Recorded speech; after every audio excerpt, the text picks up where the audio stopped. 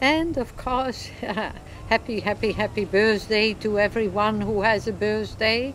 And not such happy birthdays to these people that live in places where there is war, or shall we say, the thought of creating a war for them. You know, people, wherever, in whatever country you are, you never create it. It is always those that are arrogant and insane who create wars. Remember that. I'm a survivor of World War II, and I can tell you all about the makings, the disasters, the cruelties, the meanness of war. We have to come to the realization, and maybe we have not learned enough of the previous wars planet Earth has experienced. Wars that have dropped whole continents under the ocean surface. Wars that have created a total polar shift. And today we're in a similar situation. Now, you, wherever you may be, might say it has nothing to do with you, but Mr. McCain has a lot to do with you.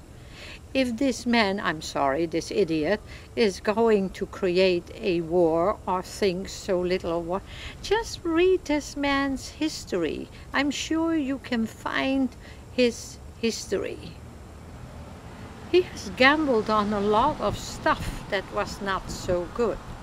Are you going to give this man the power to gamble on your life? Granted, I have had a tremendous amount of emails and messages from people who say, well, yeah, you know, but Obama is maybe also skull and bones. And yes, it is true that many of the skull and bones have had the same programming or the same education, but some people have more scruples than others when they come to the realization. Now, I am not voting, you know, I'm not in the United States of America. I'm a visitor of planet Earth, like so many.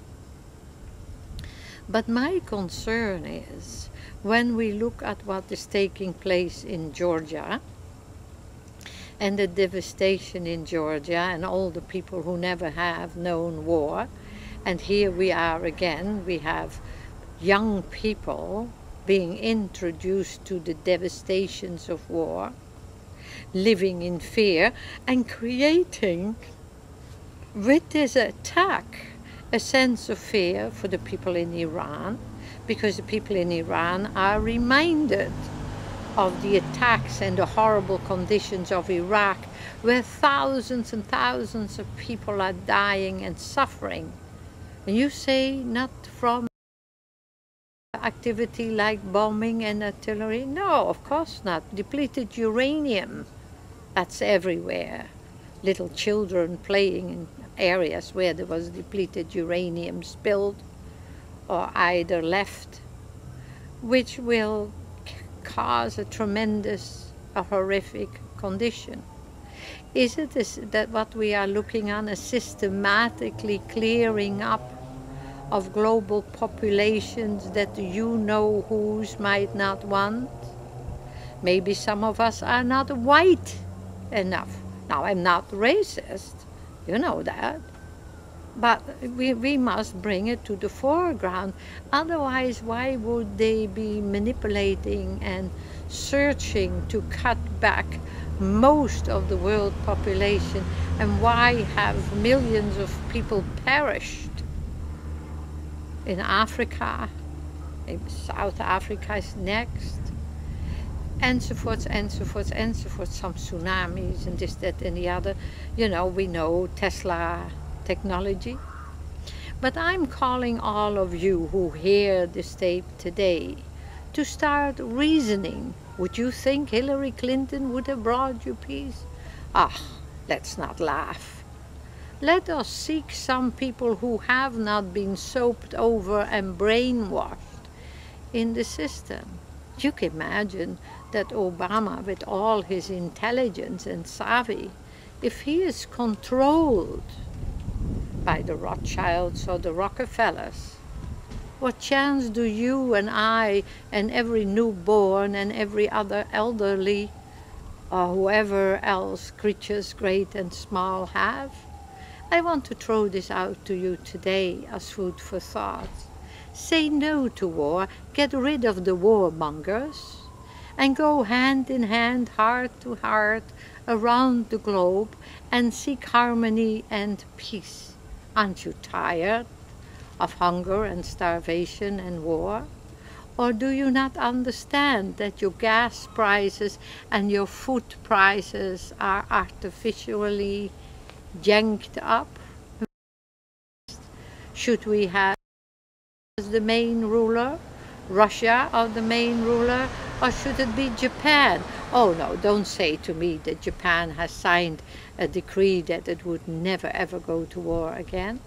How about 1 million robots? Too much thinking. Just you think. Think a little more about this. Just think about China and Tibet and the United States of America. 3 major players who manipulate each other. Did you think the dilly-dally didn't do any manipulating?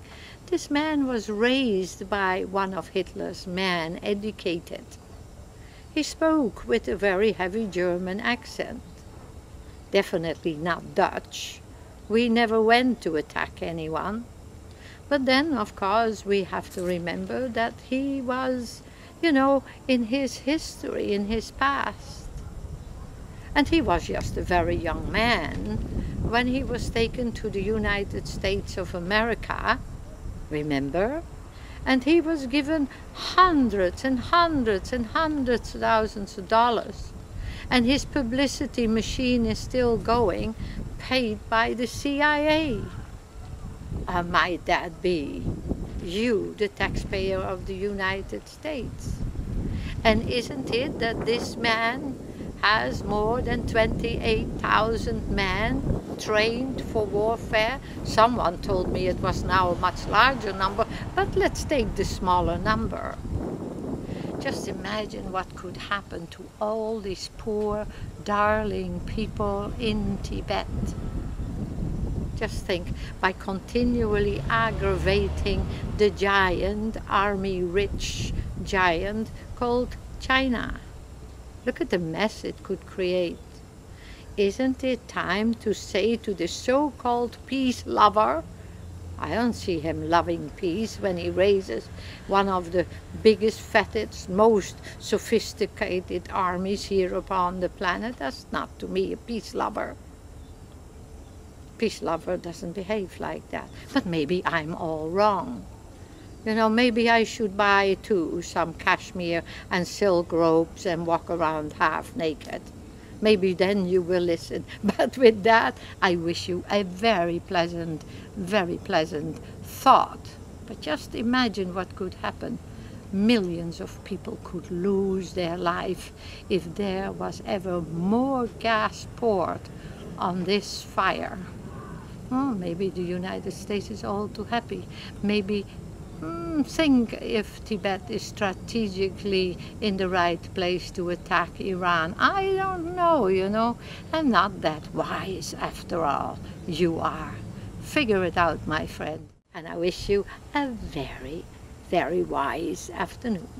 Goodbye.